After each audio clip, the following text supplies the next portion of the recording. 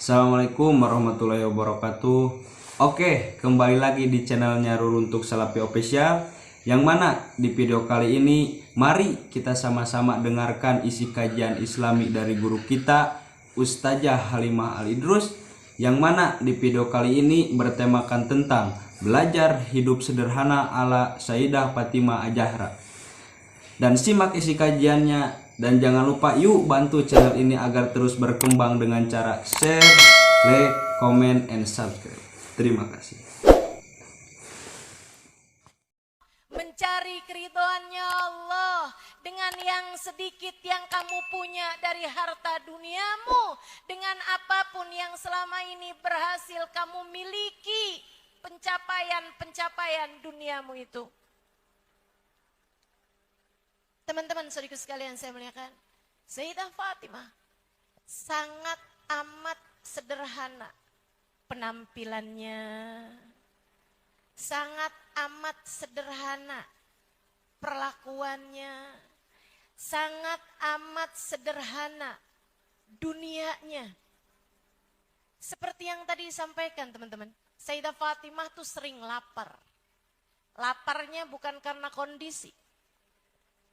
Tadi yang disampaikan sama Mbak Neno Warisman, Sayyidah Fatimah sering lapar. Tapi laparnya Sayyidah Fatimah bukan karena kondisi, habisnya nggak ada yang mau bisa dimakan nih, mau gimana lagi? Enggak.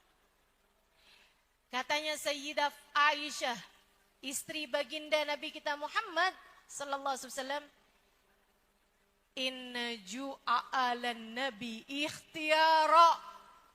Sesungguhnya laparnya Nabi Muhammad dan keluarga Nabi Muhammad adalah pilihan hidup yang mereka pilih untuk mereka jalani dalam kehidupannya. Andai mereka kepengen kenyang, saudariku sekalian, kalian tahu, bahkan gunung Uhud ditawarkan kepada Nabi Muhammad berubah menjadi emas. Halalan thayyiban tanpa hisab buat Nabi Muhammad sallallahu alaihi wasallam. Tapi Nabi tolak. Makanya gunung Uhud enggak berubah jadi emas. Yang gunung emas jadinya adanya di Papua. Saudaraku sekalian saya muliakan, gunung Uhudnya enggak ada. Kenapa? Udah nawarin diri. Malaikat Jibril nawarin, kalau engkau mau wahai Rasulullah. Tapi Nabi lebih memilih bal aju'u yauman wa ashba' yauma. Saya lebih memilih untuk sehari lapar, sehari kenyang. In ji'tu dzakartu rabbi. Kalau saya lagi lapar gampang ingatnya sama Allah. Wa in syabi'tu syakartu rabbi. Ketika saya lagi kenyang, saya juga gampang syukurnya sama Allah. Saudaraku sekalian, Sayyidah Fatimah familiar sama lapar. Sayyidah Fatimah berkawan lapar, sehingga seperti yang diriwayatkan dari Sayyidina Abu Bakrin Siddiq radhiyallahu taala anhu ardah. Datyum, kata Sayyidina Abu Bakar, saya satu waktu lapar.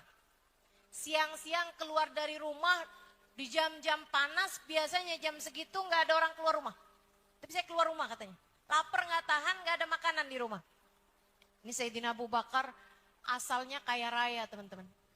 Tapi begitu berjumpa Islam, tahu manisnya Islam, menganggap yang lain-lain kenikmatan nggak ada harganya di hadapan beliau.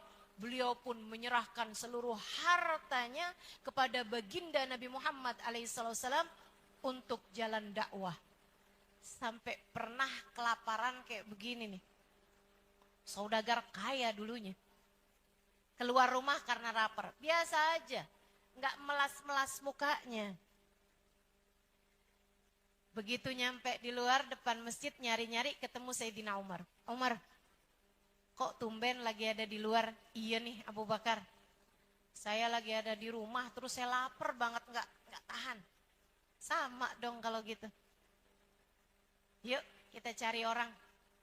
yang kiranya bisa kasih kita makan. Berjalanlah mereka berdua di jalanan kota Madinah, ketemu sama Nabi Muhammad. Nabi begitu lihat Sayyidina Abu Bakar, Sayyidina Umar, nanya, "Ma akhrajakuma minal bait?" Kalian keluar dari rumah nih kenapa? "Ya Rasulullah, ma akhrajana minal bait illal ju'." Kami keluar dari rumah di jam seperti ini wahai Rasul karena kami lagi lapar. Nabi senyum, kemudian berkata, "Walladzi ba'atsani bil haqqi nabiyya, ma akhrajani minal bait illa bimithli ma akhrajakuma." Sungguh demi Allah yang telah mengutusku sebagai seorang nabi, saya pun siang hari ini keluar dari rumah dengan alasan yang sama dengan kalian keluar dari rumah. Sekarang ada 3 orang lagi kelaparan. Kata Nabi, "Yuk kita pergi ke rumah putriku Fatimah. Mari kita pergi ke rumah Abu Ayyub Al-Ansari." Ada sahabat Nabi, rumahnya jadi tempat tinggal Nabi beberapa bulan, teman-teman, selama Nabi Muhammad dibangunkan masjid sama rumahnya. Awal-awal hijrah tuh, Nabi belum punya rumah, tinggalnya di rumah Abu Ayyub Al-Ansari. Jadi Nabi itu udah nganggep rumahnya Abu Ayyub kayak rumah keduanya Nabi Muhammad. Nabi pergi 2 nih, bertiga, bersama 2 sahabat. Nyampe di dalam rumah Sayyidina Abu Ayyub girang, seneng banget. Kebayang ya, kebayang. Orang tuh jamu orang makan, ngasih makan orang, teman-teman. Ngasih makan orang, orang biasa-biasa aja deh gitu. Orang muslim biasa-biasa aja, lagi lapar dikasih makan, kata Nabi Muhammad, "Luqmah fi batnil ja'i khair min bina masjidil jami'." Satu suapan diberikan kepada orang yang lapar, lebih mulia di sisi Allah daripada membangun satu masjid jami'. Ini orang biasa. Gimana kalau orang soleh? Gimana kalau orang paling soleh? Baginda kita Nabi besar Muhammad. Abu Ayyub begitu ngelihat Nabi Muhammad, Sayyidina Abu Bakar, Sayyidina Umar, "Ahlan wa sahlan bi Rasulillah wa sahibih." Ahlan wa sahlan wahai Rasulullah dan kedua sahabat-sahabat yang mulia. Tafadhalu, silakan. Udah langsung paham Sayyidina Abu Ayyub Al-Ansari. Beliau langsung ke belakang disembelihnya 1 ekor kambing kecilnya, kemudian minta istrinya Ummu Ayyub untuk membakarkannya, memasaknya buat baginda Nabi besar Muhammad. Cerita-cerita segala macam disuguhin. Nih Bu, adabnya orang sama tamu. Gak usah pakai segala ditanya, lapar enggak? Gak usah pakai segala ditanya, haus gak? Mau nyuguhin mah nyuguhin aja ya Bu ya. Suguhin aja langsung. Abu Ayyub begitu tuh, langsung dibakarin kambing. Habis mateng selesai Abu Ayyub suguhin. Daging kambing, enak bener tuh, kambing guling. Ama Nabi diambil beberapa potong. Kemudian Nabi Muhammad berkata kepada Abu Ayyub, "Ya Aba Ayyub, lau arsaltaha ilai bait binti Fatimah." Wahai Abu Ayyub, maukah kamu mengirimkan makanan ini? Sudilah kiranya engkau wahai Abu Ayyub mengirimkan makanan ini ke rumah putriku Fatimah. Dengan senang hati wahai Rasulullah, kata Abu Ayyub. Dengan senang hati wahai Rasul. Nabi kemudian berkata, dengerin. Dek, Kak, Bu, Nak, dengerin. Kata Nabi Muhammad tentang Sayyidah Fatimah. Yang kamu berharap-harap ingin ada di belakangnya. Ikuti jejaknya. Apa kata Nabi Muhammad? Wa innahu sayakunu awwala ta'amin dakhala fi bait jawfiha ba'da 3 ayyam. Wahai Abu Ayyub, kirimkan makanan ini ke rumah putriku Fatimah dan ini akan menjadi makanan pertama yang masuk ke perut putriku Fatimah sesudah 3 hari 3 malam lamanya tidak ada satupun suapan makanan masuk ke dalam perutnya. Saya tidak memintamu untuk menahan lapar di waktu yang lama, teman-teman. Akan tetapi, tidakkah kamu sebaiknya juga sesekali merasakan lapar sebagaimana laparnya putri Nabi Muhammad? Man tala shib'uhu fid dunya tala ju'uhu yaumal qiyamah. Siapa orang yang panjang kenyangnya di dunia, maka akan panjang laparnya di akhirat nanti.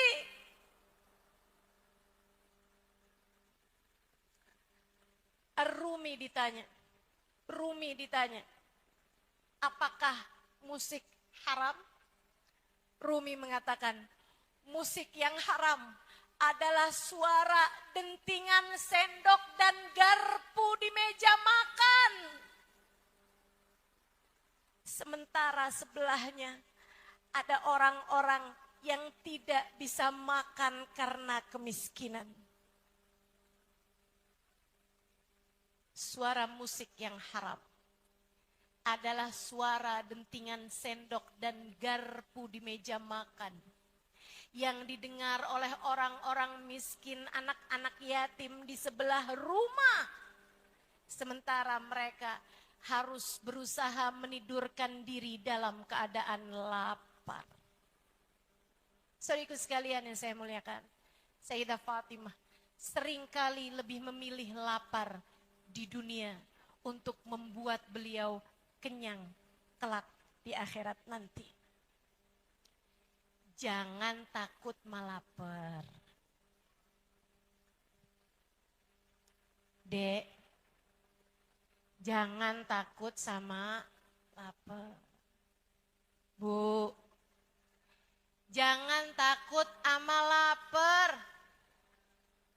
Jangan yang dipikirin urusan makanan aja.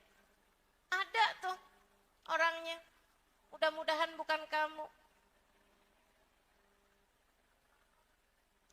Mau hadir majelis yang dipikirin makanannya di situ enak gak? Mau ngapa-ngapain yang dipikirin entar ada snacknya enggak? Ada nasi boxnya enggak? Ada tuh yang kayak begitu. Di sini banyak juga rupanya.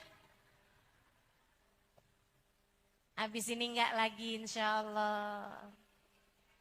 Enggak apa-apa, lapar tuh enggak bahaya buatmu. Lapar enggak bahaya untukmu teman-teman, enggak bahaya untukmu. Dan Nabi Muhammad berpesan kepada Sayyidah Aisyah. Ya Aisyah, dawimi ala qar'i babillah. Wahai Aisyah, sering-seringlah mengetuk-ngetuk pintunya Allah. Bimadzaka ya Rasulullah? Gimana caranya ngetuk-ngetuk pintunya Allah wahai Rasul? Rasulullah menjawab, bil ju' dengan lapar. Kamu kalau lagi lapar tuh lagi ngetuk-ngetuk pintunya Allah. Teman-teman, adik-adik, kakak-kakak, saudara sekalian yang saya muliakan, saya nih hidupnya lama di pondok pesantren. 12 tahun saya hidup di pondok pesantren.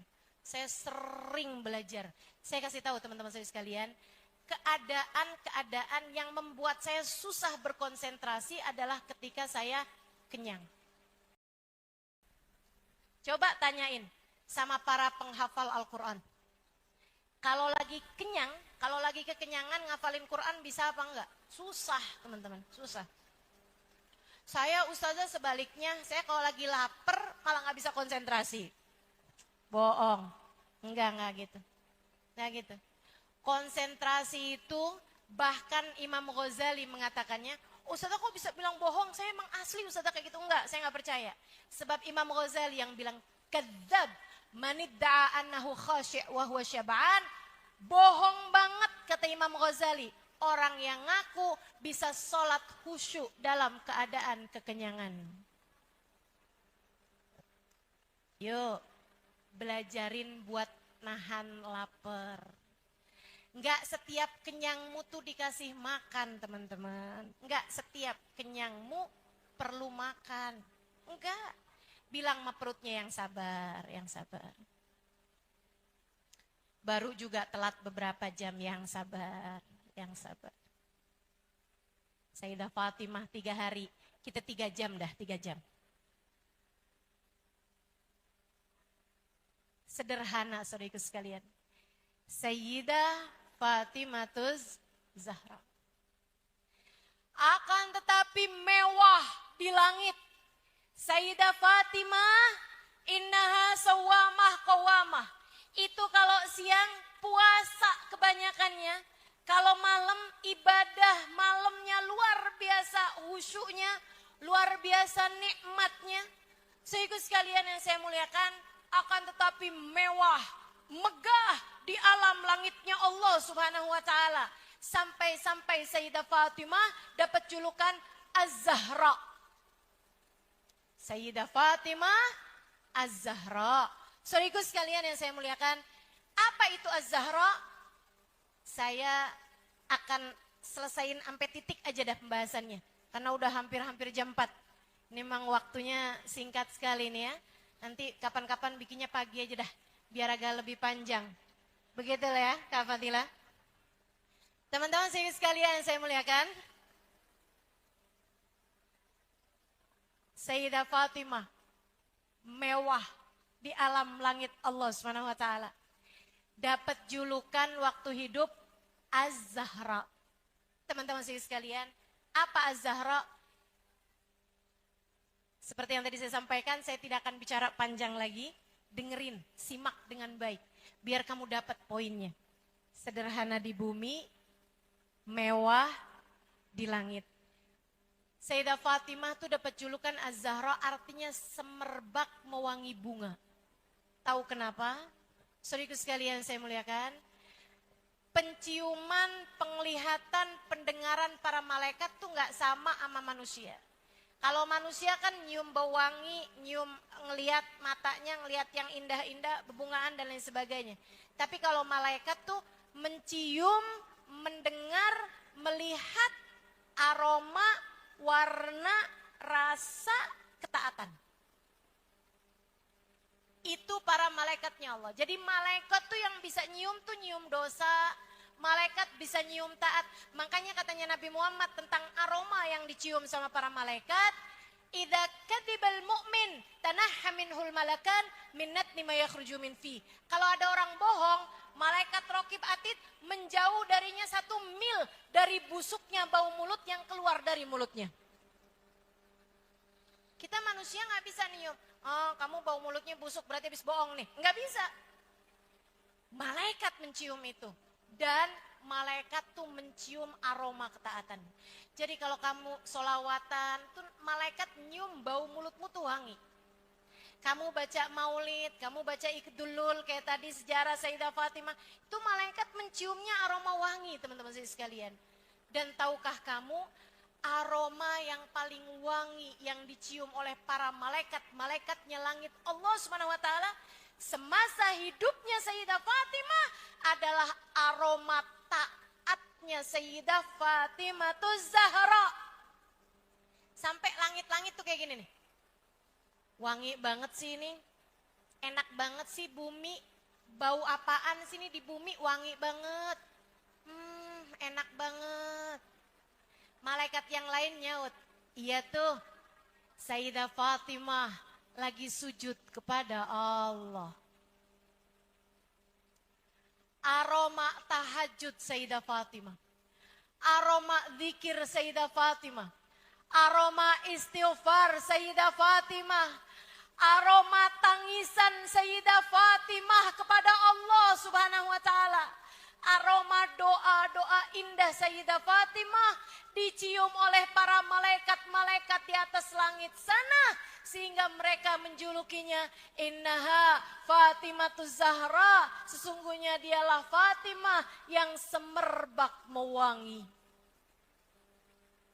Jadi pertanyaan kita, malaikat yang mencium aroma kita, adakah mereka akan merasa rileks, santai, tenang dengan aroma zikirmu, dengan aroma Qur'anmu, dengan aroma ibadahmu?